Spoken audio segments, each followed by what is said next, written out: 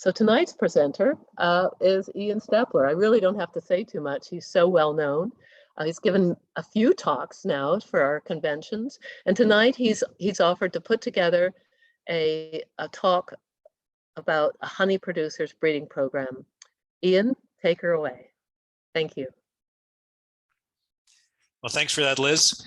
It's nice to be back with you guys again. I was just talking to Barry before everybody came in, and we're talking about the weather, and he's telling me he's out planting garlic today. And I'm looking at my weather right now, and what's it say? -28, and we're working on -30 with wind chill of -40. So it's, it's pretty different right across the country here with weather. But that's pretty typical, I think, for this time of year. I just want to congratulate the BC Honey Producers Association for establishing their tech transfer program. As you guys know, we've initiated our program last year. We have 1 year underneath our belt, going on to our second year, and our producers are pretty excited about it. So I look forward to seeing all of the good things coming out of that program. And with that, I think I'm going to share my screen here.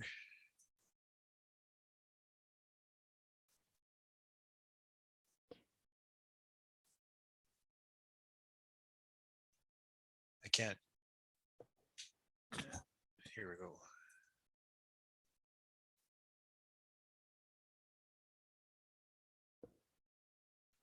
All right.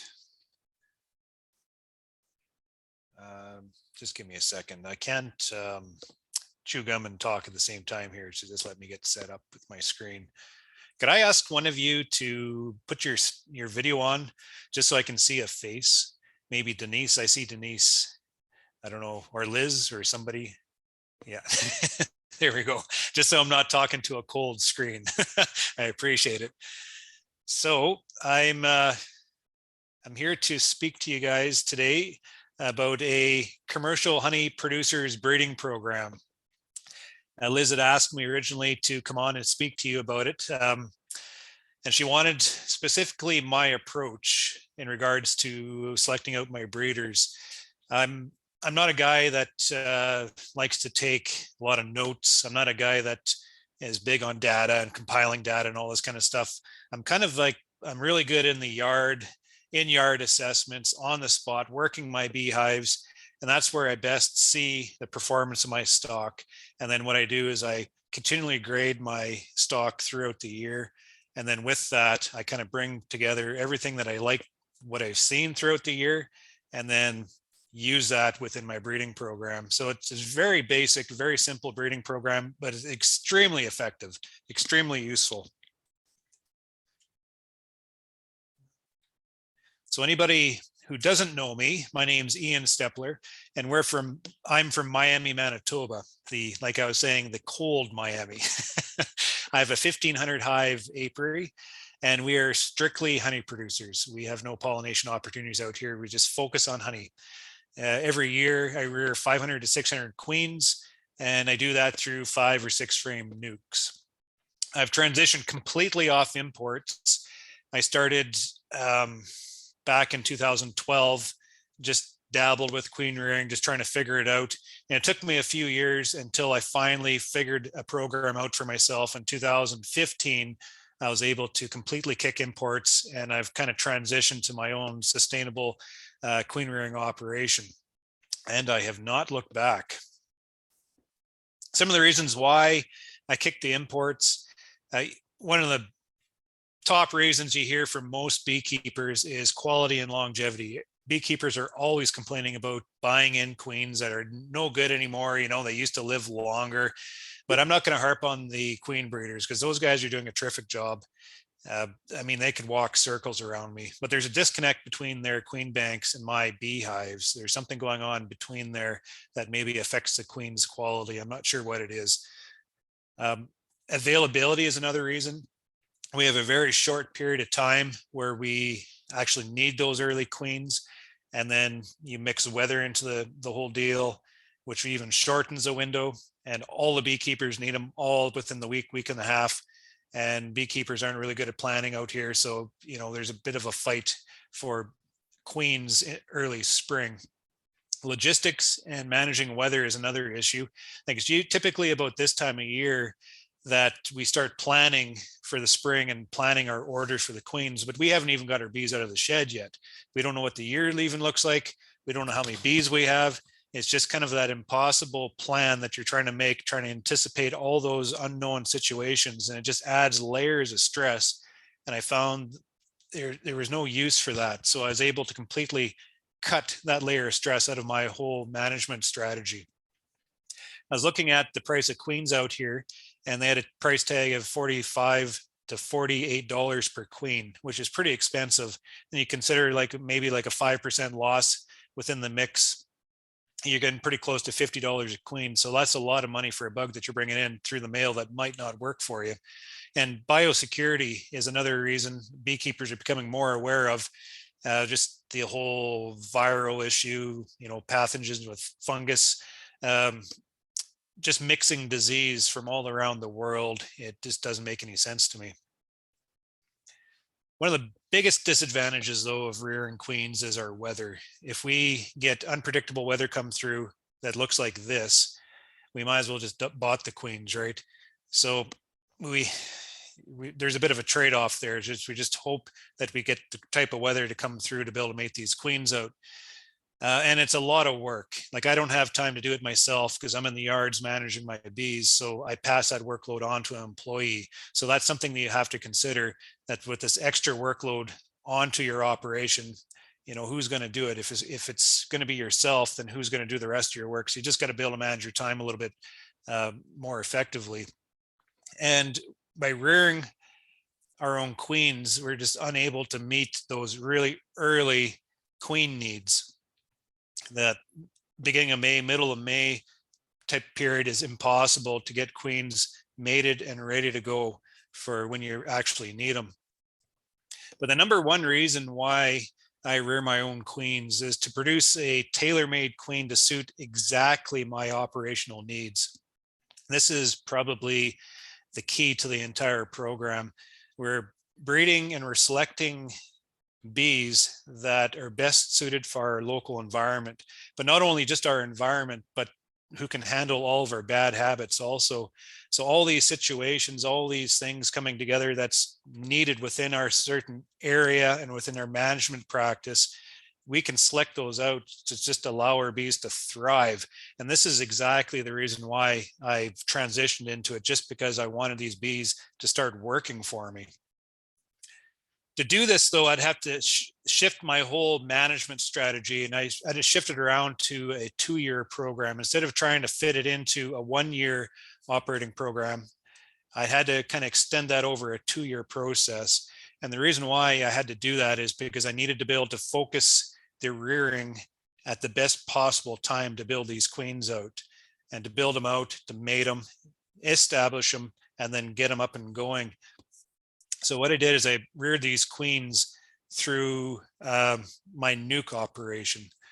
And one of the big advantages of doing this is you get set them up, you set them up in nukes, you put them out into the honey flow, and you throw boxes on top, and it completely manages your entire summertime maintenance of those nukes. And you're also able to extract honey off those nukes at the same time, which kind of covers a lot of the cost that is involved in making your own queens. Another interesting aspect of building my own queens was I realized that it was a huge advantage in helping fight attrition within my operation. With this battery of nukes behind me at all times, I was able to cycle in the fresh stock to replace the old stock even before it started to actually die off on me. Just keep cycling the new stock into the operation, rejuvenate the youth within my colonies, and it just become my operation just fortified its integrity, and I just got way more production out of it. So to do all this, you have to start with a type of breeding program. And this is kind of what Liz has asked me to speak to you about. I need to be able to identify and select my breeder queens.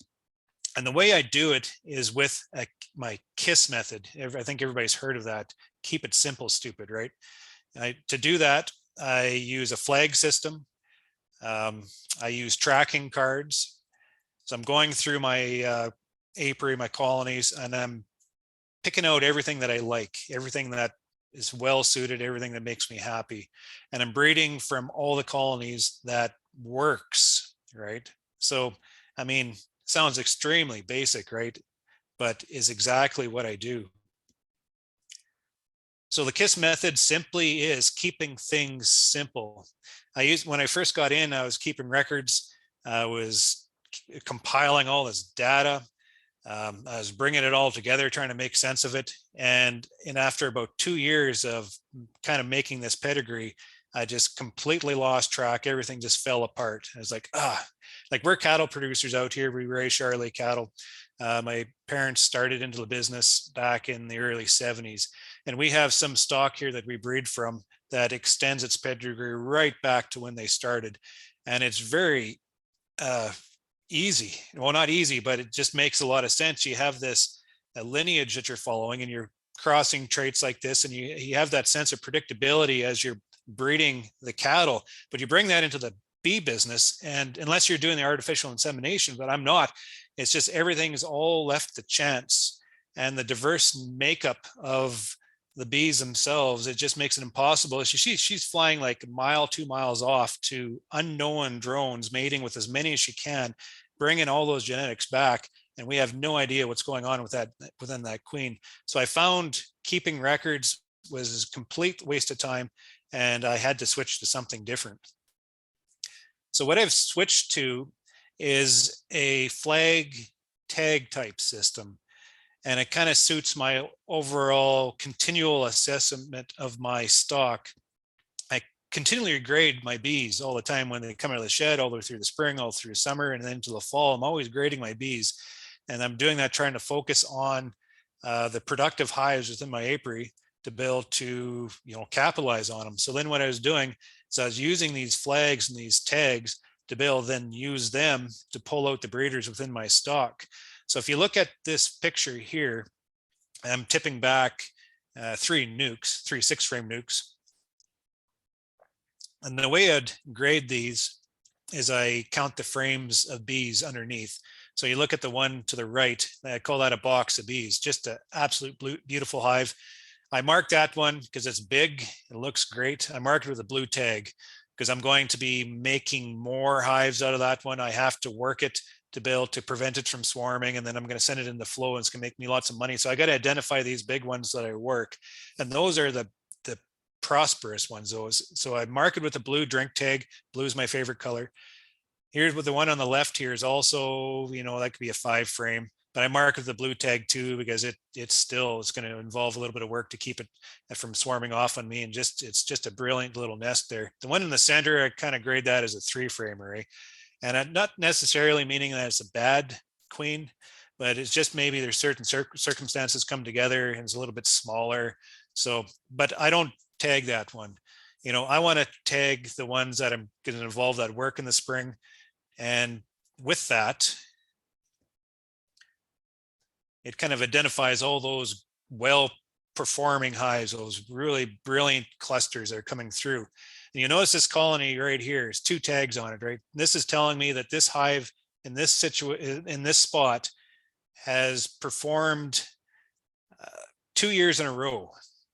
Okay, so that's telling me 2 years track record of that colony producing me lots of bees and lots of honey. Then also there's something else going on here because there's a tag or a tack, I guess. And I don't know what that is. It could be maybe within that yard, there's this hive was producing an extra box of honey all the time. Or maybe it was producing propolis because we want to kind of foster that propolis spirit within our colonies just to help with pathogens and such. Or maybe it's just a queen that was a nice color. I know you're not supposed to pick colors in your breeding program, but I do. Those pretty looking queens, I always mark them. I'm going to show a few of them later. Or maybe it could be Caucasian because Carrie tends to like the Caucasian bee because they got some interesting traits, but they're very pretty. I'm colorblind, I can't really see, but she pulls them out all the time and shows me. So it could be that. It really doesn't matter to me. What we do is we see something we like and we mark it with a tack, right? And that just tells us there's something in there we want to breed from. And then we're also tracking the age of the colony development. So here's my queen tags. and I put a queen in here whenever that was. This was 2015. This one was 2015 also. And what that tells me is this colony has been going since 2015. I don't paint my queens. I'm not really interested in the actual queen that's inside. What's interesting me is this colony has been viable. I haven't had to interfere with this colony for 6 years now. There's something going on within these two colonies that's telling me that it's allowing itself to successively develop throughout the years. So it could be one queen switch over there, probably two, maybe even three queens have succeeded within this colony. That's what I want to breed from. I want to breed from the colonies that look after themselves, right? And this is something very specific to my operation, and you got to watch this because I know in your province there's a lot of beekeepers who pollinate, and a strategy like this wouldn't suit them because you guys need to know the age of your queen within your colonies all the time, and it's got to be a young queen because that queen can't be superseding, or it can't be, you know, figuring out a switch over right in the middle, moving those colonies, or otherwise you just screw the whole process up. So this might not suit some people, but this is just explaining the fact that you got to breed for what you want to see within your colonies. And this is what I want to see. I want to see a colony that I'm going to sit down there and it's going to take care of its own business. It's going to produce me a honey crop and it's going to go into fall, into winter as a viable colony unit. I also have other information I put on the bottom here that just helps us track the breeders that we're using just so we can track problems if we have problems. But that's basically the intention behind that. So then what I do is we go into the yards and we're selecting pretty much all the colonies are very well decorated, you know, has lots of those drink tags on there. There may be two, maybe sometimes three of those drink tags is telling me that there's been something rocking going on in that colony for 3 years in a row. And I'm looking for a colony that's been there for more than 3 years. So, you know, colony has been able to successfully develop itself. Maybe some other tax on there that tells me that other things are going on. And so when I tell Carrie to go find my breeders, I say, you're going to go out to the yards. You're going to find me 15 breeders through everything. So she's going through and she's looking for exactly that, the ones with all the decorations on the front of it. Then she goes down, takes a look in the nest, making sure the queen's not, you know, at the end of her life, because we still need her to give us viable eggs. She looks down, you know, does a bit of a what do you call it, like a test for aggressiveness, because we don't want aggressive bees, just all those little in hive assessments. And then if she likes it, then she pulls it back to the breeder yard. So here's a picture here of a colony that, you know, makes beekeepers happy. You know, this makes me happy. So I put a blue tag on the front of this colony. And tipping colonies back like that, boxes of bees. I mean, this is a beekeeper's dream. This yard, we're about a month into spring and these colonies are growing. You notice the doubles in the back there. We're putting doubles on all the singles in this yard. So, you know, there's blue tags on these colonies here. But when we run into situations like this, like, you know, you got a bit of dysentery going on or something, tag gets removed. Or nosema, you know, if they're starting to fail a little bit and there's coming down with infection in their guts, I mean, they got to be able to handle this themselves. So we pull the tags off those ones. Or chalk brood. There's a lot of reasons why chalk brood, but we don't necessarily pinch the queen when we see chalk brood, but we don't breed from them for sure, right? So if we start seeing this, we pull the blue tags off them if there's any. If they starve out, well, if they starve out, obviously we can't breed from them. But if they're not managing their food resource properly, if they're maybe a little bit shy in food, because we set them up perfectly in the fall, we know that. So we need these colonies to be able to manage their situation and the situation that we've given to them. And if they can't, then we just can't breed from them. So maybe there's some Italian genetics in there or something like that. I'm not sure. We need something a little more conservative out here because it is cold and harsh. Or skinny queens. This isn't a skinny queen. I couldn't find a picture of a skinny queen, but I don't have patience for skinny queens because they go through excluders. And I use a lot of excluders. And we kind of force our bees down into a single box throughout the honey pole, and there's a lot of pressure on that excluder, so we can't have her coming through because it just makes the guys in the honey house angry at me. So if I find any skinny queens, we typically, Carrie tells me to squish them, but I have a kind heart, I guess. I don't know, because nice looking colony, and just because she's a skinny ass doesn't mean I'm going to pinch her off, right? So typically she will end up in the honey house, but we definitely do not breed from the skinny queens, because they might be skinny for other reasons, but maybe it has something to do with their characteristics or their traits. So we just make sure that we don't have skinny ass queens within our breeders. Our aggressiveness, like Mike Palmer will say, we don't want bees that'll staple our bee suit to our ankles. So, you know, if they're chasing you out of the yard, we probably shouldn't be breeding from that queen. I think I'll have to confirm with Liz on this, but I'm pretty sure that the gentleness trait follows the drones anyways. But even though, if that colony is aggressive, just take that blue tag off and don't follow it through.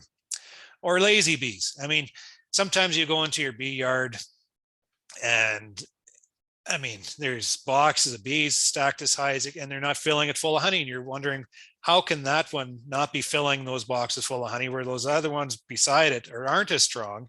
They're just packing it right full. He's like, you know, if it just pisses you off through the year, then you're going to pull that blue tag off, right? You don't want to breed from those ones. And that kind of reminds me of a bit of a joke. It's one of those real lame beekeeper jokes that my kids just hate when I tell, but I'll say it to you guys. So there once was a, or let me get this execution right. There once was a king bee, and he said to his workers, "We have worked pretty hard today. We brought lots of honey in. Let's take tomorrow off and drink some mead." And that was the first and last king bee. I told that to the Toastmasters group last night and nobody got it. Any rate, that's the end of bad jokes. Okay, so tell Carrie to go to within my bee yards. I have 40 or 45 of them. And I tell her to select 15 breeder colonies. And what she does is exactly how I was explaining. She's looking at the decorated colonies. She's looking at for the ones with 2, maybe 3 blue tags on there, with sustainable development going on, lots of tacks or something, you know, as she digs down, they're not aggressive, makes her happy looking down into the nest. The queen looks viable, all these good things. So she has a hard time picking 15 because she just loves, you know, the brilliance within the stock. So, but she brings her most 15 favorite back to the breeder yard. And this is where we start adding our next selection criteria onto the breeders. This is where we can maybe bring some interesting things into what we're doing as beekeepers. I have genomic testing down as one of the tests we can be putting onto these colonies, and that's not quite available yet. I'm going to start bugging the guys to see if they can start sending out some, you know, something we can use as beekeepers, because there's been a lot of energy and a lot of money and a lot of time invested into this project, and I just can't wait to be able to actually tap into some of this. And this is where we can tap into it, is into our breeders, just to try to select more of those specific traits out that we want to see within our stock. But one of the things we have within our tech transfer program actually offers is hygienic behavior testing. And I want to see more hygienic behavior within my stock. So within those 15 breeder colonies, I'm applying this freeze kill brood test.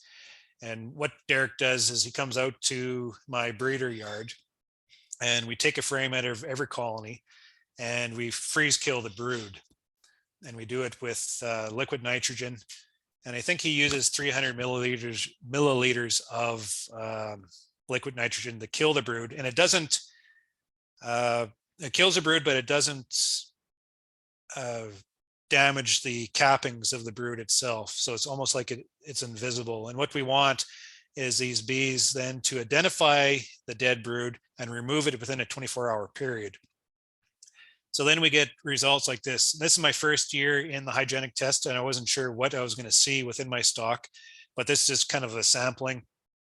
We have a colony down here that has 97% hygienic behavior, and I think hygienic behavior, I think has to be over 95% or something to be able to hold that hygienic trait. That's just how they measure it. But I had 2 at 97, and then I had 3 that were scored over 75%. So I took my top 5 colonies out of that 15 by using this hygienic test. But I didn't necessarily use that as my only criteria in the selection as I was selecting out those final breeders, because there's another colony that I really wanted to breed from, because there's other traits that I've seen in there that I wanted to breed, and it looked like this. It had maybe scored 30%. So we just don't want to, narrow our spectrum too much. We want to keep a bit of a variety within our breeders. If there's something you really like, breed from it. Not, if it doesn't pass the rest of the test, that's all right, because it's got something in there you want. And that's the main point of everything that I'm doing here, is I'm breeding things that I want to see within my bees. So this KRTP Hygienic 15, I chose as a breeder, and you can see this one scored as a 97%. We got a couple grafts out of this colony, and it fell to sac brood. A colony that's hygienic should not fall to sac brood. It should disappear. They should have it cleaned out before I even see it. So there is a strike against them right there. I cannot, maybe I'm being unfair to that colony too, because we're digging down into them, taking grafts, and we took it and we performed this a very stressful test on them. So there's a big pressure on this colony, and the stress just got to them. But that's what we're doing here, is we're putting pressure on these colonies to weed out the ones that can't handle the stress. And just because this one graded a 97, sorry. So we pulled that one out of the breeding program because it just didn't meet the grade anymore, right? So we've got to make sure that we don't get married to our colonies either as we're putting them through this selection process, because we've got to make sure we hold true to our standards. So I just wanted to mention that. So here's a picture of one of my favorite colored queens. I pulled her out because I call her a root beer queen. I'm colorblind. I don't know if you're seeing root beer, but I'm seeing root beer. So this is one of my breeders I pulled out, and I don't want anybody to say don't breed because of color, but this one I did because I just loved the look at her. I fell in love with her, brought her in. Most of my stock is kind of gravitating towards the darker color. So more of that old German type, or the Carniolan type, the more conservative type, the darker type queens. When I was importing queens in, I was getting a variety of Italians and Carnies, and who knows what I was bringing in, but I was bringing in a whole bunch of stuff. And this is what my stock, after successive years of breeding, is gravitating towards. So if you see here, there's 2 queens in this picture. There's an old girl down here, and then this is her daughter up on top here. And I'm not sure how many people find 2 queen colonies going on, but you see it every once in a while, right? And whether or not that's a good thing or not, she'll eventually, kill her off, I hope, because I find 1 queen's better than 2. But this is kind of what I'm achieving within my stock. I want successive development. I want the bees to be able to recognize this queen's failing. And this colony was an absolute spitfire. It was just producing so much. And I was going through taking a couple of nukes from it. And I just happened chance find 2 queens in there. Like typically I go through my hives, you find 1 queen, and then you proceed with your work. You never look for that second queen because you don't expect it to be in there. So I wonder if there's more 2 queen colonies than we appreciate. But at any rate, that's what I want. I want the colonies to recognize this queen's a little bit old. Okay, maybe it's time to switch you over, get that new queen up and going, and then hopefully kill her off, and then just carry on life. So that's kind of what I'm looking at within my stock.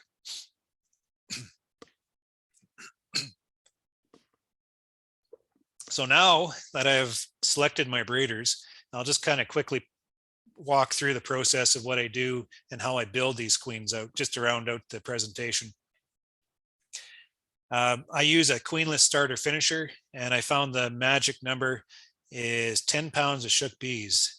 It seems to be ideal for building out the amount of work that I give to them every day.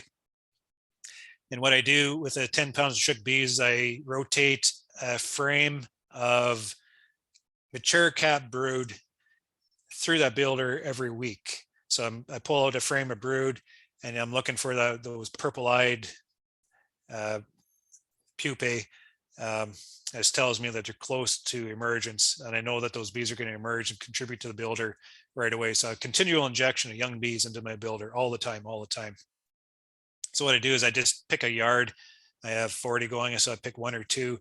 As the guys work ahead, look for queens, and then I shake all the bees, or not all the bees. I got to leave some bees behind, but I shake a good number of the bees from the hives into this builder. And I just showed you a 2-queen colony there. I got to be careful that I'm not shaking a queen in there just because we find a queen. So I'm going to have to start the process of, because I'm starting to find queen problems shaking into my builders here. So I'm going to have to shake through an excluder or something, just as another layer of protection to be able to keep the queen out of these builders.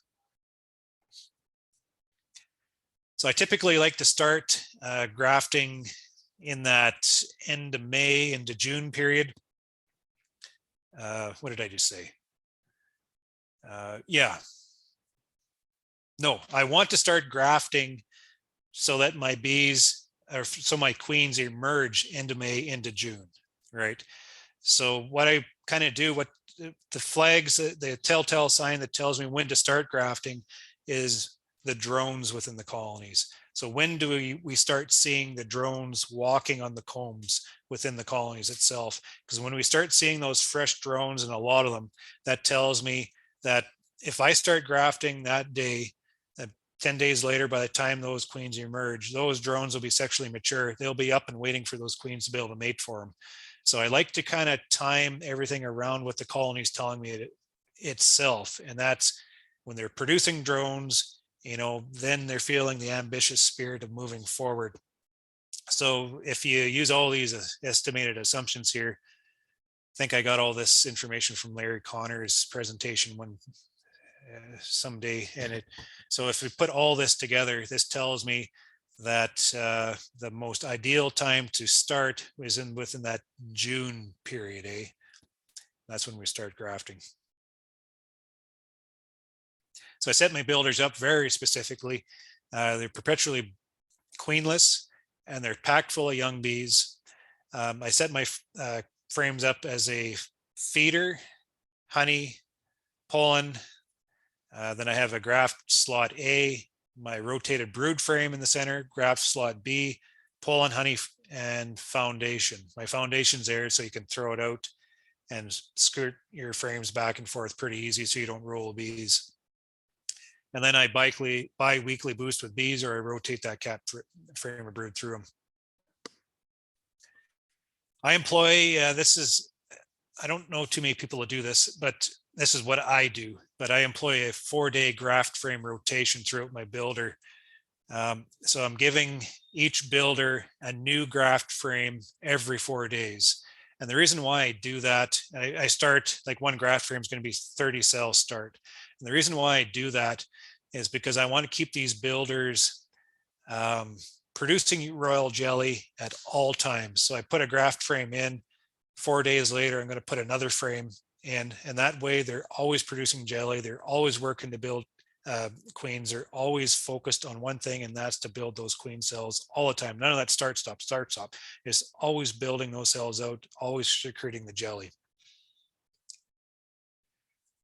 And the way I do it, and the reason why I do that is because I can fit more work out of a smaller number of builders. So if I can get you guys to kind of follow what I'm doing here. So in this first hive here, I'll drop a graft frame. Second day in the second builder, and then so on. And on the 4th day, I come back to that first builder.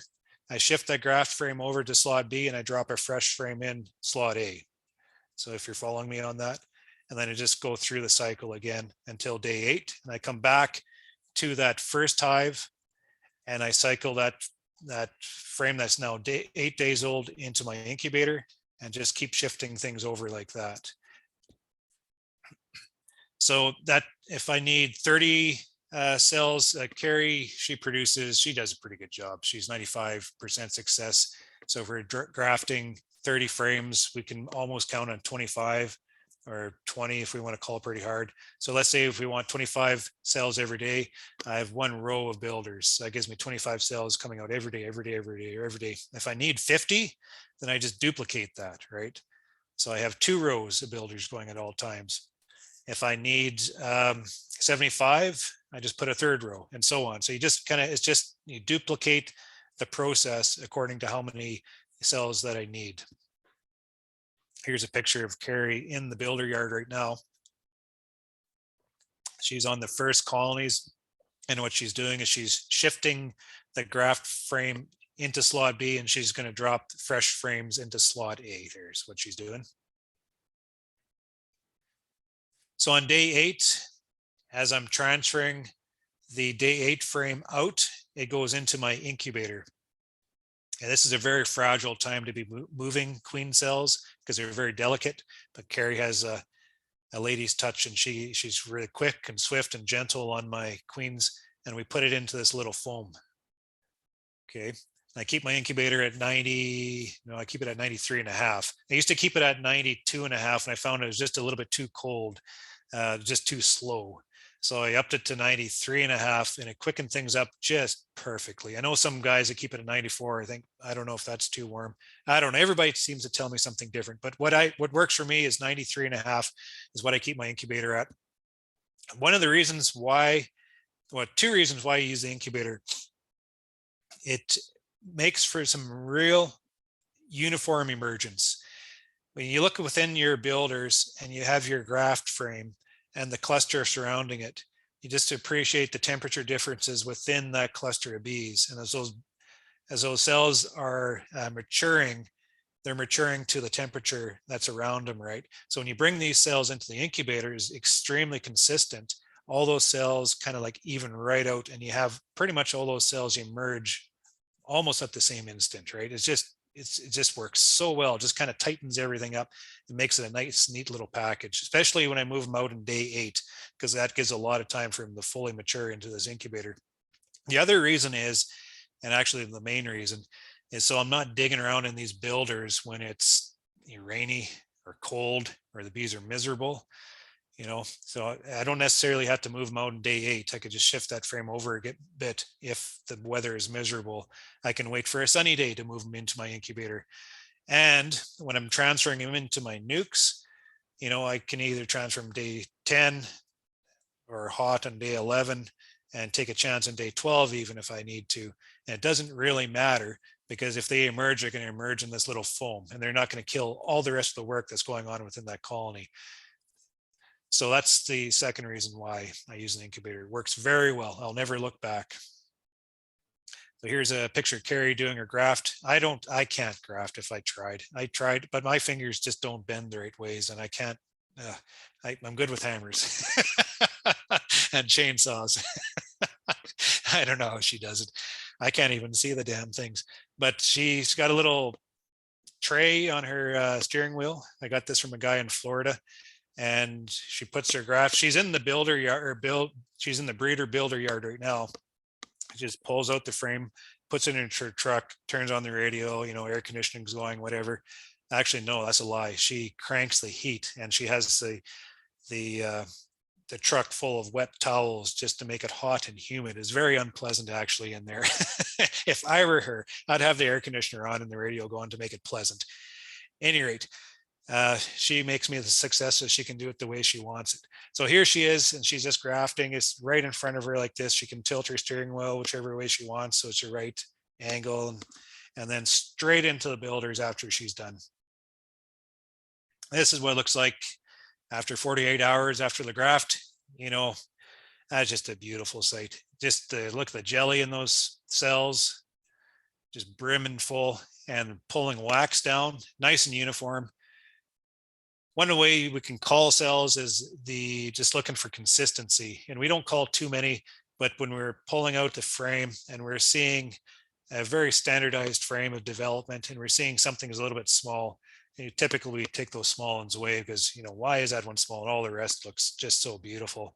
There's always, what does a stubby cell can sometimes produce a nice queen, but when we're calling ourselves, we're just looking at standardization. We're looking at everything that's the same, and all the outliers we just kind of pull because there's no use taking chances on them.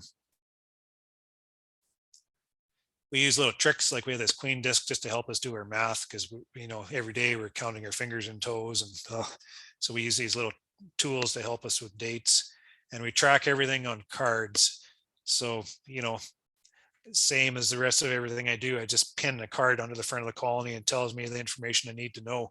So Carrie, what she does, excuse me, she marks down when she grafted, she marks down when it needs to be transferred to the incubator, and then when the cells can be transferred into the nukes. All that information's on that card, the slot where we put that graft frame in, and it follows that frame into slot B, and then it follows it into the incubator. So know exactly what's going on with those cells at all times. And it just helps me communicate with Carrie. So at the end of the day, when I come back to the builder yard, see what's going on, I don't have to interrogate her for an hour to figure out exactly everything that's happened. I can see it on these cards. And she appreciates that too, because she doesn't like being interrogated every day. So on day 10, we can start transferring them into the nukes. I rather do it in day 11 after graft. I call them hot because you find some emergence in day 12. You're pushing your luck because that's when they start to hatch, and we get some crawlers. But the nice thing about this little foam that we put the cells into is that when we do get the crawlers, they can't do any damage other than to themselves. I always figure the sign of a good queen rearer is a queen rearer who has lots of virgins running around the room, because you got so many cells you don't know what to do with, right? Someone who's not doing a good job doesn't have enough cells, is the way I look at it. So I tell Carrie, even that she's fallen in love with these queens, even when they emerge, and I say, well, we got to pinch some of them. We can't keep them all. So then we try to sell. So if we can anticipate our workload, and we can anticipate cells ahead of us to what we have going on, we can count our extras, and then we can count those extras as for sale. But I always look after my own requirements before I start selling to neighbors. So we transfer them through a carry case, and this just keeps the temperature within, just helps maintain the temperature of the cells so we don't get any chilling problems. Sometimes in the spring out here it gets terribly cold, so we just got to make sure they don't chill. And we also got to make sure they don't overheat. Sometimes when it's hot, we got to keep it out of the sun. So we spend a lot of attention on transferring them out to the yards. It's like an expensive damn thing. But then we drop the cells into our nukes and place a pail of feed overhead, and we don't bother them again for another 2 weeks. Well, actually, no, the day after we replace them, or 2 days after, we'll go through just to make sure that we don't have any that didn't emerge. And if we have a problem, we'll put another cell in. But after that, we leave them well alone. Our mating yards are set up in big, open, sunny places, with lots of obstacles and trees. And so we have lots of pasture here. We're cattlemen. It makes for great mating yards. And you notice a bee yard in the background there. That's not the ones I expect to be mating with. I expect these queens to be flying way hell and gone over there somewhere else to mate with. But I always make sure that I have them within a yard of bees, just in case that these girls can't fly because it's too windy or something or other, that they can just hop out here, mate, and come back in if they need to. I know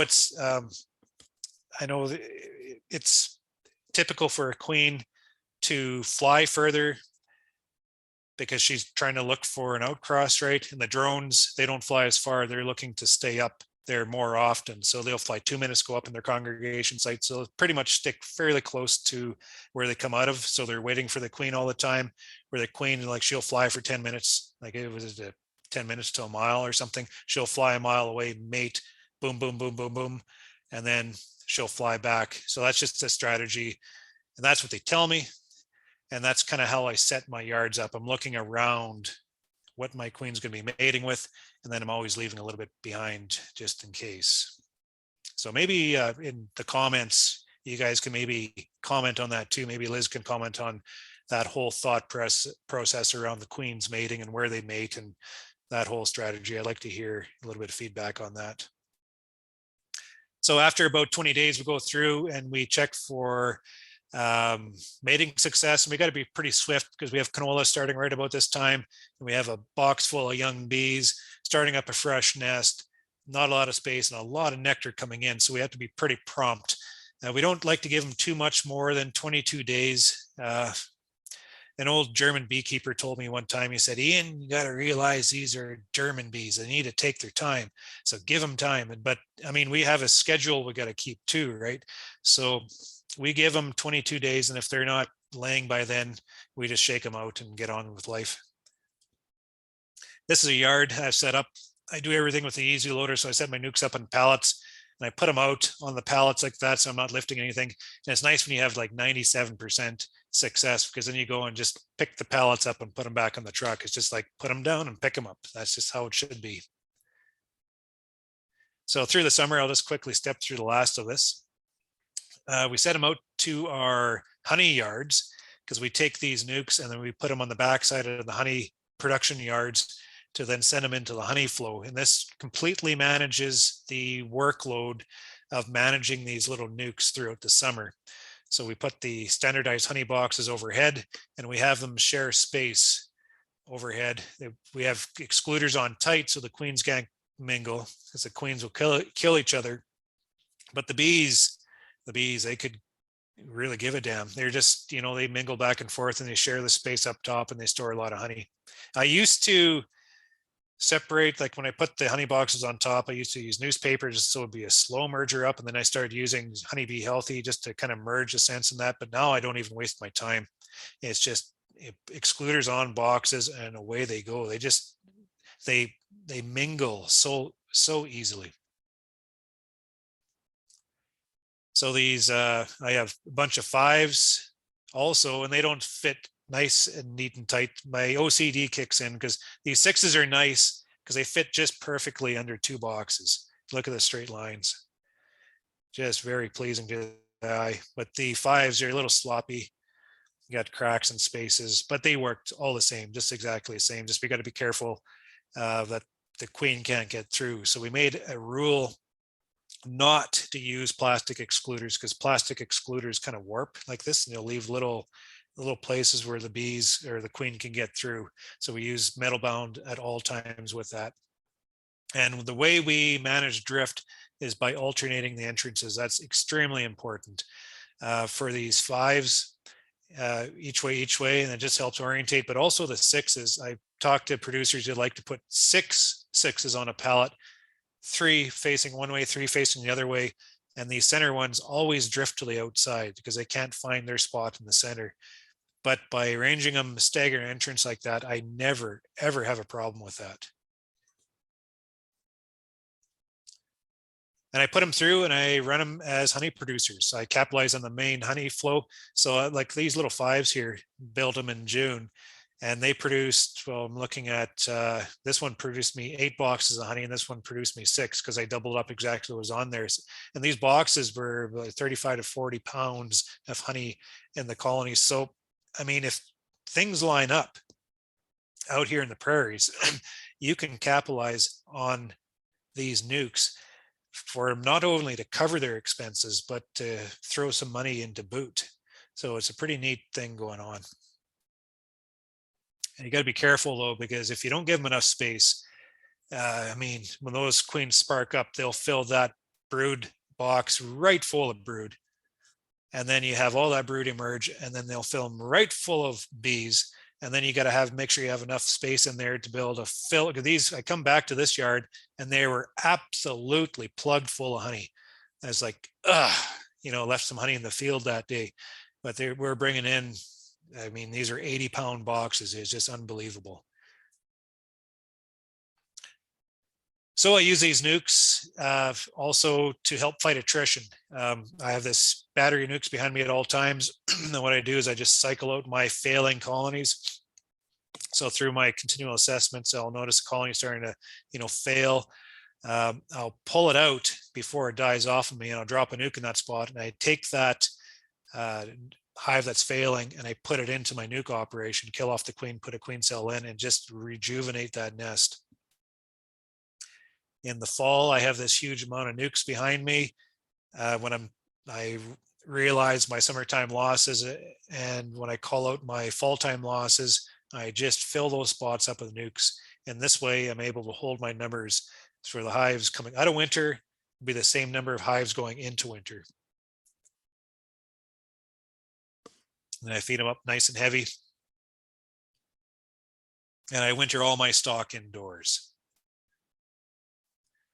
So as a commercial honey producer breeding program, it requires a bit of a shift of a management strategy. And I did that switching things into a two-year project. And I did that so I could focus my breeding during the optimal time when I could develop these queens out, which for me, it's May to June. I developed these queens out through nukes, and then I put these nukes into the honey flow to help with the maintenance of them, but also to a close. And I'll hand it back over to Liz. If I have any questions, I'll be happy to field them.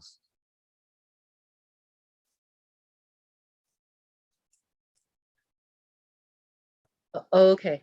So I guess one thing I want to add for you, Ian, because I know you do this, and not only do you take from the top, but you cull from the bottom.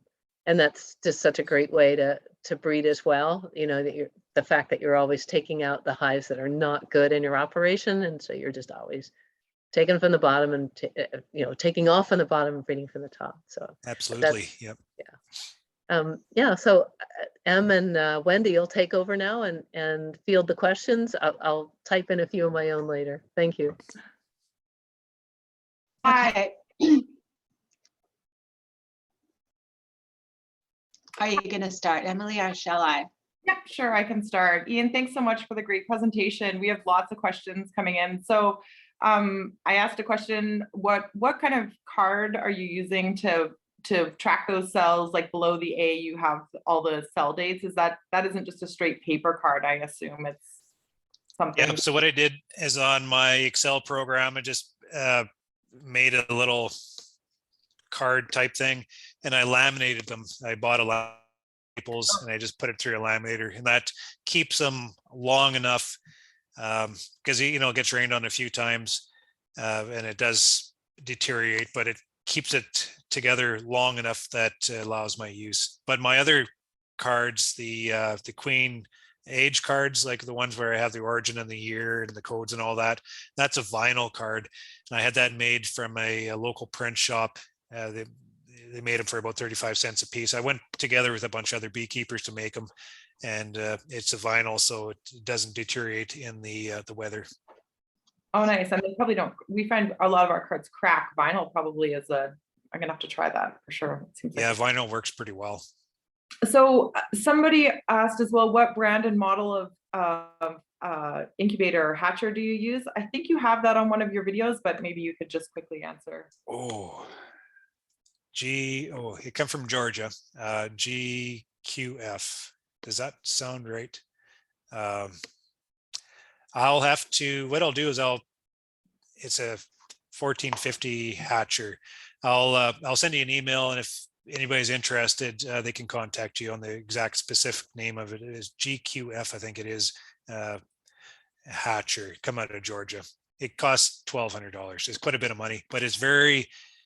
It's right on the money. I keep it at 93.5, and it doesn't come off that point. It stays right on that point at all times. It has a nice little window in the front so I can kind of see in there. Keeps the humidity over 60%, so it does a good job. It has 4 trays, and then a space in the bottom where I can put my carry case. So the carry case is warm, and I just rotate the tray, 1 tray per day.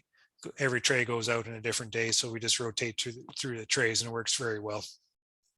Nice. And so is each of your foam trays the same size as the carry case foam? It's just a replica of that? Yeah, exactly the same. So then we just take the foam and just like the foam thing, and we would just transfer it straight into the case. So we're not handling the cells. We only handle the cells going into the incubator, and then from then everything's in the foam tray, and then they don't get handled again until we put them back into the nukes. Oh, fabulous. Okay, awesome. Wendy, do you want to ask a few? Here's a question. It's how are you selecting for mite resistance? Yeah, that's a good question. And I should be maybe doing more of that. but I'm not. But what I do is I'm bringing queens, I'm bringing in genetics where the breeders are implementing a mite selection program. One of the ones is Saskatraz. I know you guys have heard of Saskatraz. So I'm bringing some of those genetics in. Another local breeder around here maybe is dabbling, they figured something out. So I'm just supporting that program, bring them into my operation. But I haven't implemented any of that into mine yet. And I find that very overwhelming. I'm not exactly sure where to start with that. And maybe this genomic testing might be able to help give us an edge on that. I don't know. I'm not sure. But I don't do any selection on that. Do you do any kind of mite testing throughout the season? Yeah, I do. With my continual assessments, I'm always monitoring the infestations within my colonies. So I'm checking at least twice in the spring and 3 times in the fall. I don't check through the summer, but I'm always looking at my levels, especially in the fall, because they can fool you pretty quick and things can get out of control. So we're always measuring the mites, but then we apply treatments if we have any trouble. And so how many rounds of queens do you produce per season out of your builders? Last year we sold quite a few cells last year, so it'd be about 1,500 cells. So we're not big cell producers, but we produce about 700 nukes last year, and we had like a 95% take. So yeah, so we're using up under 1,000, and then over that we probably sold 500 or 600 cells on top of that. Nice. And so somebody asked, and I don't know if you want to answer or not, but how much do you sell your cells for? Not for any less than my neighbor. We sell for $6. Oh, wow. It's a good deal. What do you sell yours for? I sell them for $10 each. Oh, Mhm. I should maybe think of doing the same then. Yeah. It's a lot of work to get there. That's very true. Yeah. I guess I'm looking at mine as being extras, but no, I'm not, because I'm doing a few rounds there just for guys buying them. I don't know. We shouldn't undercut ourselves like that, right? If we think we have quality and we think there's something good there and we're doing the work, we should charge a little bit more. Yeah. I might consider boosting my price. I'll send you all the angry messages. Hate mail. Wendy, go ahead. What about your comb rotation? How do you manage your comb rotation? Within my, I'll speak specifically on my builders. My builders, I like to stock the builders with honeycomb, actually, with white freshly drawn wax. It just stains my cells less. I don't know if it makes any difference, but it makes nice light colored cells because they're not staining propolis all over. And I mean, there's also the idea of having cleaner comb within the builders. We don't want residue of pesticides or pathogens or anything like that to interfere with what we're doing. Maybe one of the biggest reasons is I don't want a lingering black cell queen virus. My operation has a lingering level of black cell queen virus and it won't go away. Like last fall, I was doing my tests. I can't get rid of sac brood. I can't get rid of black cell queen virus. It's just a low level lingering level of that virus. I was able to shake deformed wing virus completely going into fall this year. And that Israeli paralysis or whatever one, it just poked into my operation one time and now it's gone again. But those other two, I just can't shake. So sac brood's no good for rearing queens, and neither is black cell queen virus. My nosema, that can also transfer with combs too. So it all comes together. Clean combs in the builders makes for better queens is the way I look at it. And even if I have low nosema levels, I'm still finding that damn black cell queen virus. I don't know. Are you having trouble with that, Wendy? Or do you raise queens? Mm-hmm. Do you have lingering problems with? Yeah. last year we had black cell queen virus crop up. And like I said, with the one breeder is a sac brood, it got pulled out by my builders. I started seeing it in my builders. And as soon as a builder gets it, lights out, and there's no use trying to keep it going. So we just automatically pull it out. So I think maybe cleaner comb helps with that. But the rest of my operation in regards to comb rotation, I should do more of it, but we generally do it through the dead oats. So the dead oats come into the honey house to be cleaned up. We do a visual inspection, of course, for disease. And if it meets that, we clean them up. But if the comb looks like it should be thrown out, we throw it out.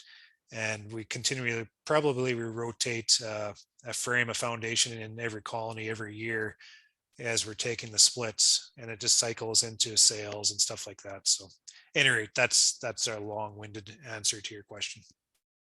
And It's okay. And do you feed pollen sub to your builders? And if you do, what % pollen is in that sub that you're feeding? I'm feeding a supplement, but I don't have pollen in my supplement. I do have pollen in the frames in the builders just to make sure they have enough going on in there at all times. My supplement I feed is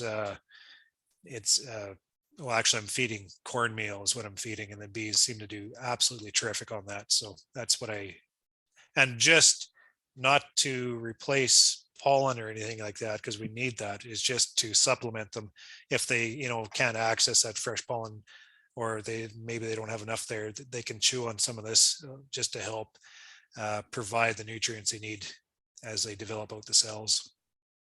Nice.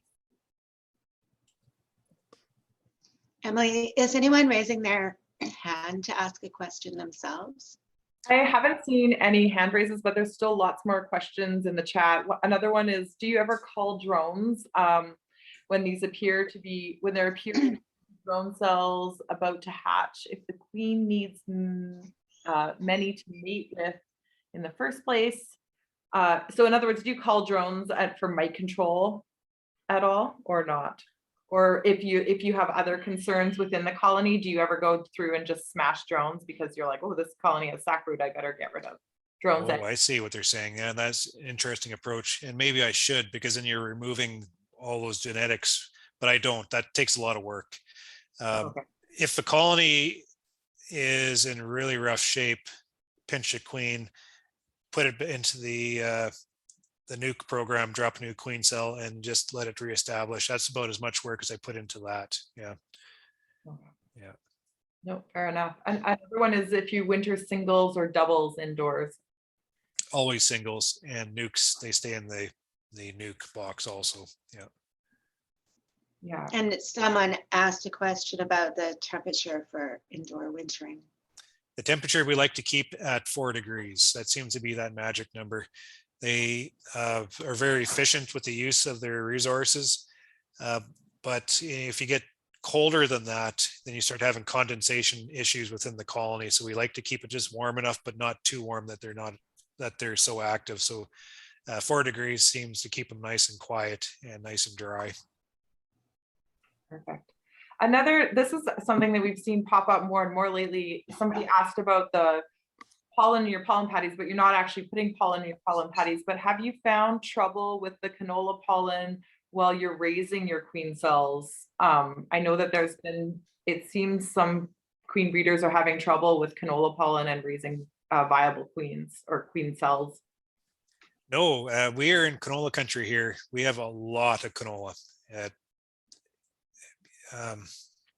And I would say canola pollen is, they're not commenting on the nutrition aspect of it. No, I don't think it's on the chemical that show up in the canola. I think canola is okay. They're referring to the chemicals that the farmers are using on the canola fields. Yeah, and so it's probably not canola specific, just finding the year when. I wonder if they would be referring to fungicide. I wonder. We use fungicide on our canolas out here, or on our canola acres out here. I don't know if I can correlate any poor performance. I did read somebody in Saskatchewan claiming that canola was bad for queen rearing, because I thought they were leaning towards nutrition, but I think canola pollen is extremely nutritious. And when you look at my brood nest coming out of the canola flow, it is right like 9 frames packed full of brood. And that tells me that there's a lot of nutrition from the build those bees. So, you know, a very healthy nest. In regards to pesticides, I guess there's a lot of factors that are involved with that. Maybe I won't go down that rabbit hole. Maybe I'll just leave it there. Oh, that's good to know that you haven't found it. I don't know if Carolyn, if you want to weigh in on what you were finding as issues or no, but I think maybe it could have been fungicides because she's at the coast and there's definitely some of that down there. Another question, and actually I'm also interested in this one for sure, is do you set up drone mothers specifically and put extra drone comb in the drone mothers? That's a good idea. No, I haven't done that. My whole drone strategy pretty much rests on the queens that I raised last year or the drones that I use this year kind of deal. So all my stock is within all my yards. My mating yards primarily, I have a nice little spot here of like 200 square sections of apiary all to myself. So I have my mating yards within my own apiary here. And all those drones are the queens I selected last year. So I could put more attention towards that, but I think that I have enough of that already done, and that's already been achieved the year before. Yeah. Nice. Wendy, what about banking queens? Do you ever bank queens for any reason? I used to, but I don't think it's good for the queen to be banked. I always found, maybe you guys are better at it than I am. Maybe I didn't have the colony set up properly, but it's just, I don't know. I always found that my queens do a lot better when they emerge from that cell, establish that nuke, and just let them go. And the queen just seems to be a lot better as when we start, you know, caging them and sending them and all this, it just interferes with what the queen needs to be able to do. So I haven't really got into any of that because we're just seeing a lot of success by establishing them in the nuke with their bees and just managing that queen around those bees at all times. It just seems to be the best strategy for our farm. And have you found other farmers in your area or, you know, within Saskatchewan that you've been able to convince to raise their own queens? Is that starting to become a thing out there or not? Well, you know, 10 years ago, well, even now, but the guys there's a template, you know, you buy your queen, you make your split, you know, build the colony, send it into the flow. And there's still lots of guys doing that. And it's maybe more of the bigger guys do that because outsourcing that work just helps with your own workload. You know, when you're overworked, you outsource it, and these guys providing queen services are doing a great job. But I'm noticing more and more of those big guys, if they haven't already transitioned, they have a queen rearing program on the side, just kind of going, just so it almost like they're experimenting, just making sure they got it figured out, because when they need it, they can tap into it. And that really came true over these last couple of years when some of the guys were having trouble accessing queens across the line because of politics and all this. All of a sudden they have this queen need and they have no access to these queens all of a sudden. It's like, well, now what do we do? Well, I noticed some of these guys just shifted over like that, built their own queens. So whether or not it's going to be 100% strategy like what I'm doing, it doesn't have to be. It can be kind of like a hybrid. You're buying in queens to satisfy your needs, but you also have that self-reliance if you need it sitting there. So I think guys are shifting. And has Saskatchewan talked at all about their tech transfer program helping to put together maybe a local queen breeding or rearing program? I know Saskatchewan's very involved with trying to promote more sustainability within the beekeeping operations. And they have a drive to that. So I think they're putting lots of efforts towards, you know, promoting sustainability by queen rearing and, you know, having guys look after themselves in a sense. because from this conversation, I could get directed down a very political aspect. And I think, again, I'm not going to go down that rabbit hole. And I keep saying Saskatchewan, but I also mean Manitoba. And Oh, yeah. You're associated with. Yeah, in Manitoba, I know we don't have the same strong spirit as Saskatchewan does. Saskatchewan is really geared on self-reliance, sustainable efforts, and all this. Manitoba, we're more of a hybrid. And why, I don't know, because we're neighbors, we're much the same beekeepers, but we just have more beekeepers in Manitoba that like to outsource their queens. But we also have a good mix of beekeepers that are very internal. So it's two different dynamics going on. What are your thoughts on II? I think it's very interesting. Carrie wants to get into it, but I think it's going to take a lot of effort. And I don't know if we have time for that. Maybe then I have to, then maybe I could pursue something like getting into mite resistance and maybe trying to follow like a VSH trait or something like that, which involves another extreme layer of work to be able to select. I don't know if we ever do get into a selection criteria where it requires very specific traits passed on back and forth, then we would. But for the meantime, like what's working for me, this basic selection practice and just generalized mating and breeding, it's working very well. So I won't probably stray off that too much. And I know you said that you do bring in queens from outside, but somebody wanted to know specifically if you bring in queens from within your like Manitoba or Saskatchewan neighbors, or are they all American or Hawaii? Yeah, well, I do support the Saskatraz project, so I like bringing those queens in. Ray, every once in a while, sends me some queens that he likes. So, you know, so I and that's to do with Albert Robertson. But aside from that, I like to mingle with beekeepers around. You know, somebody has something that's pretty smart over there, so I'll bring it in, or something over there. But when I bring these bees in, I don't drop them straight into my breeders. What I do is I make sure they prove themselves. So I bring these queens in and I let them run a year, maybe 2 years, just to see what's going on while I'm tracking them. And from those bees, if they prove themselves, then I consider them to breed, but I don't automatically just bring them in to use as breeder queens. Fair enough. Yeah. I had some buckfast I brought in from a guy, and he was just absolutely in love with these bees. And I went out to his apiary and just, they seem to be doing very well. So I brought the buckfast back in and they fell absolutely flat with my apiary. So I was like, oh, well, I guess I won't breed for those ones, right? And that maybe goes to the whole spirit of breeding what works for you and what works within your area and what handles your bad habits, right? What I'm doing here might be completely different from what my neighbor's doing over there.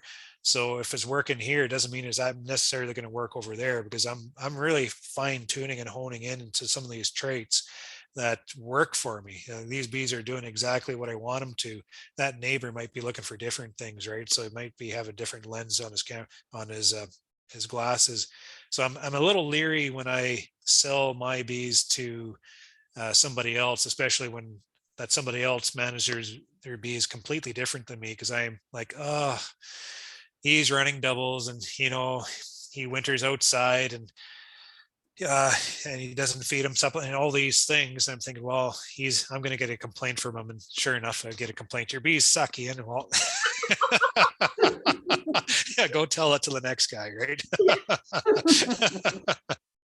Anyways, that's just the way I look at it. When you start focusing in on breeding that's very specific to certain things, then it's hard to translate that onto somebody else. I'm talking to beekeepers like I'm talking to you in BC. I'm from the prairies, two very totally different things. So I'm looking for some things. You guys are looking for other things. But what I hope when I go and talk to people like this about what's going on, as you can see what I'm doing, understand why I'm doing it, and maybe take some of that understanding back to what you're doing, not necessarily taking back what I'm doing to what you're doing, but just taking back some of that understanding just to help along the process. So that's my whole overall objective of doing these things. I think the way that you presented your tracking is really inviting for a lot of people, especially people who are trying to get started. And it is such an overwhelming experience to try and track traits and track lines. And so that flagging and card system, I think, is a beautiful system. It's exactly the point. When I first got into it, I was so intimidated. I didn't know where to start. I'm looking at a breeding program way over my head, even though we have experience with the cattle here for, years and years and years. I'm looking at something I'm very unfamiliar with. I don't know how to graft. I don't know how to set up a builder. I don't know how to do all these things. And the only way you can do it is just by doing it. Set up that box, pick a hive that looks like it's capable to be a breeder. My first breeder queen, I call her Blue. She was an old Kona queen. She was 4 years old, and she had painted blue on her back with a paint chip. They was chipped off. So we pulled her out because she was really good. We pulled another 3 out at the same time. Those other 3 failed, so we're just left with Blue. And I bred my whole year that year on Blue. I know you're not supposed to just do one queen like that. That goes against all the rules, but that's just what happened. And she was an absolute brilliant queen, and she brought a lot of good traits to my base stock. Very hygienic bee. She's a Kona queen. They're very good stock out of there. But so what I'm trying to say is, don't be afraid just to do it, and don't feel that you have to get involved in this complex system of selection and breeding and all this kind of stuff. You can just take the bare bones basics, throw it all together, make it work, and then after you get that working program going, start layering the complexities on top of it. Right?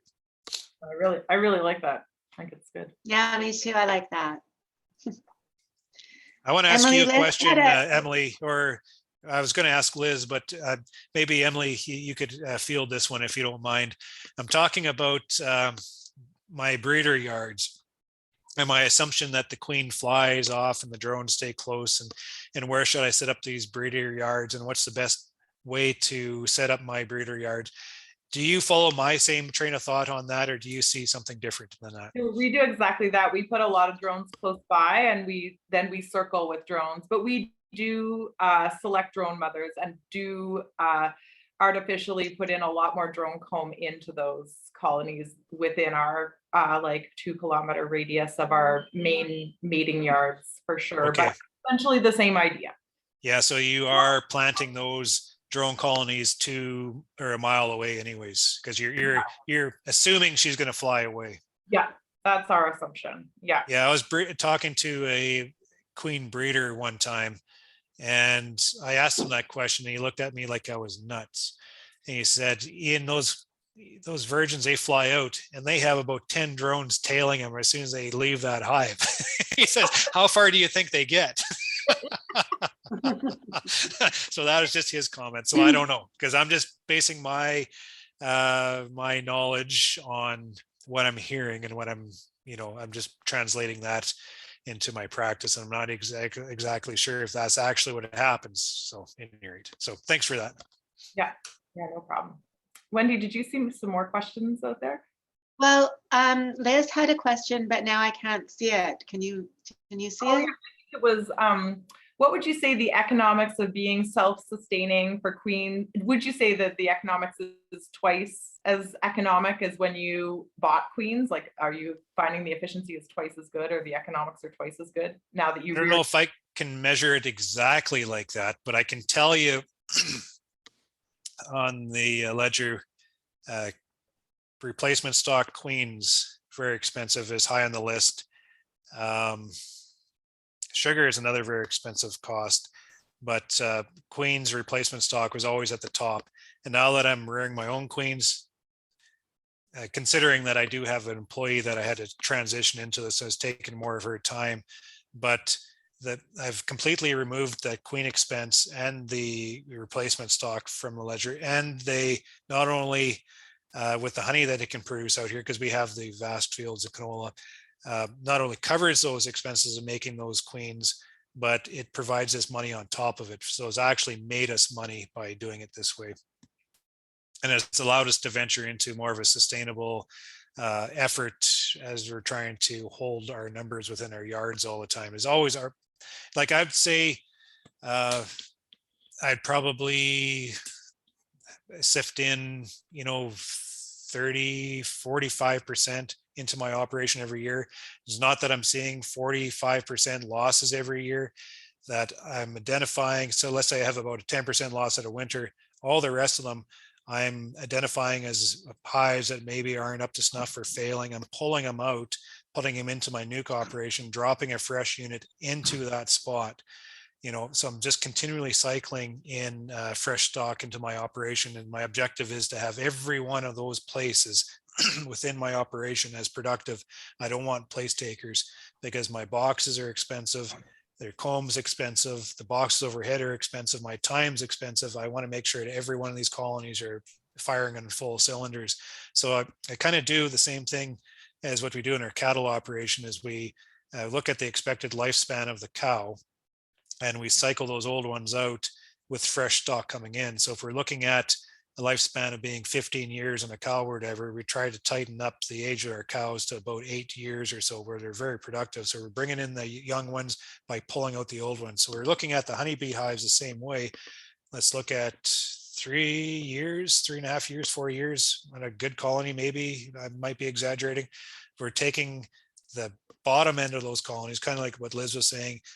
You're taking away the ones that aren't performing, or the ones that are starting to fail. You're taking them off the bottom, replacing them with fresh stock right from the start, and we're maintaining like your operation with 1 year, 2 year, maybe 3-year-old queens going on within the operation all the time, just trying to keep them all nice and tight and performing for you. So the whole strategy kind of follows suit in a great big circle. Just keeps coming around and around and around to fulfill itself. So it's hard to put a number on that. But anyway, that's a little feedback on that question. No, sounds good. I think maybe I'll do one more question, Wendy, and maybe you one more, and then we should probably let Ian go. We should probably let him go. Yeah. Oh, I'm a really beekeeper. great. I'd stay here talking all night. You know that. Somebody asked, and I know I've heard you talk about it before, but for sure about the slanted bottom boards on your nukes and the reason for that, and then also your very large entrance of no mice or wasp problems having an entrance like that. Oh, yeah, I know you guys might not be able to get away with that because of the wasps. I talked to some of the producers out in BC, and you guys have wasp pressure. You can't have an opening that big with the amount of wasps you guys have. I think they just tear your colonies apart. The reason for the slanted bottom board, and the reason why I have them in my nukes, is when I set my when I make my splits, everything's on pallets. So I make my splits into the hives that are on a pallet, and an easy loader onto the truck and off the truck into my yard. I'm not looking for flat areas. We get lots of rain sometimes. So I've never, when I put my colonies down, I'm never thinking to myself, well, is it tilted the wrong way? Is it going to fill the bottom board full of water? So it's always draining.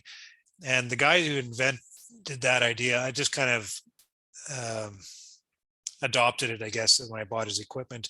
But his whole idea is that the bees are able to clear the nest with debris a lot easier, because they can just roll it out a lot easier than on a flat bottom board. So I'm not sure if that's the case or not, but he figured it helped with chalk brood and such. But I think there's more factors involved with chalk brood than just that.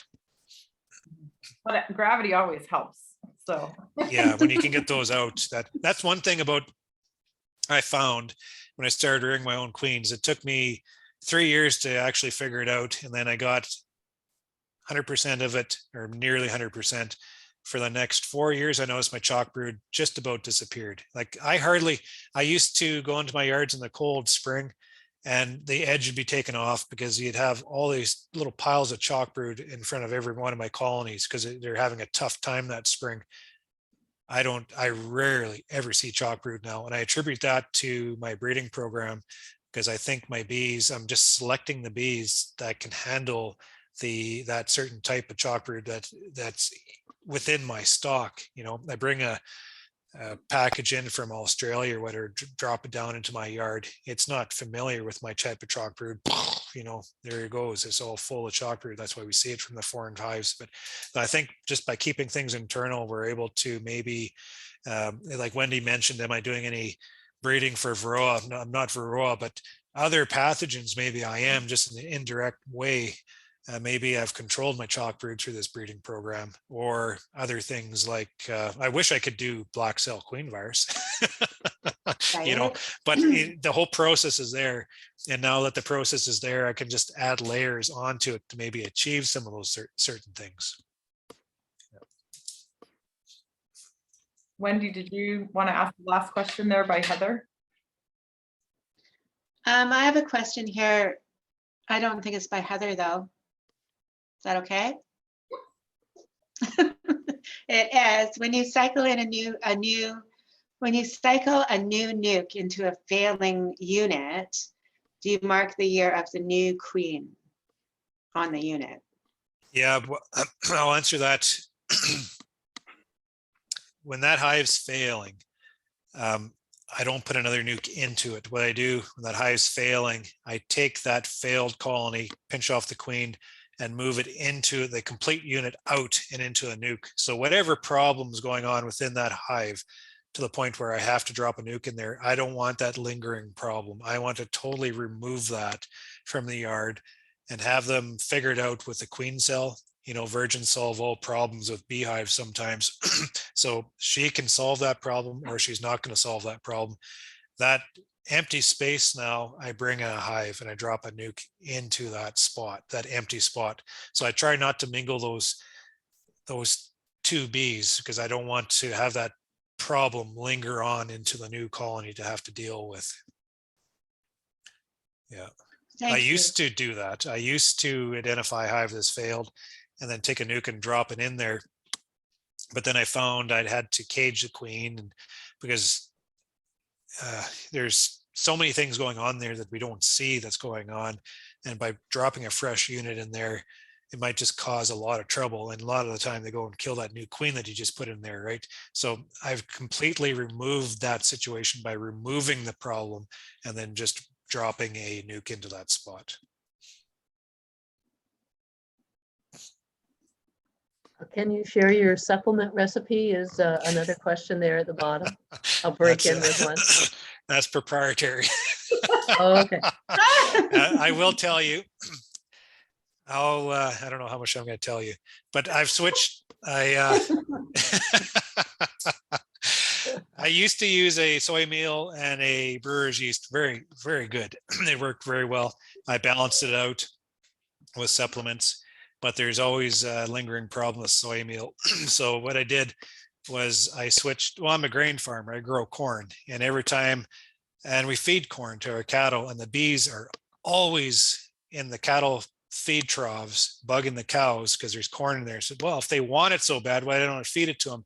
So I went to the mill and I bought corn gluten meal, very high protein source. And then well, now it's too coarse. I got to mill it down to 40 microns. So I'm spending forever in the shop right now, milling it down to 40 microns. And I'm mixing it off with a little bit of brewer's yeast to try to stick it together. I add a lot of sugar to it. And I balance it out a little bit with supplements just to make sure that my protein profile is balanced. And then I add a little bit of fats. I won't tell you all the fats I put in there, but I do use coconut oil, and the bees love coconut oil. Don't use canola oil because the bees can't utilize it. Use coconut oil, and it just kind of adds to what we're trying to do. So and then the rest of it, you'll call me nuts. So I'm not going to go any further than that. I'm not going to call you nuts. Well, I think that's probably, most of the questions we've gotten through. If there are any we've missed, maybe if you feel like we've missed your question, you can type it in quickly at the bottom and Ian can hopefully answer it here in the next few minutes. Otherwise, I see there's been tons of comments of love your YouTube channel, which I think we all feel that way, and wonderful presentation. So thank you, Ian. I'll pass it over to Liz Huxter. Oh, okay. Thank you. Yep. Thank you very much, Ian, again, from all of us. And I mean, we can just tell from the number of participants that you're a popular speaker. Well, very much appreciated. I'm quite flattered for your attention. BC treats me very well, so I'll come back every time if you ever want me back again. Well, thank you. Thank you very much. And I guess the only other couple announcements that I need to make here at the end are just what our next presentation is. And that's going to be Plan B, BEE. This is Australia's National Bee Breeding Program by Nadine Chapman. She did give a talk up there in Alberta on the same topic, and I think it was fairly well attended. So I thought, well, let's throw it on here and see what people think. And so that's going to be next Wednesday at 7 p.m. Pacific time. And then just to reiterate, if you feel like the series is doing anything for you, go ahead and donate, and that money's going to go for some queen research. So you can feel good about it for 2 different ways. Okay, thank you very much, everyone, and hope to see you next week.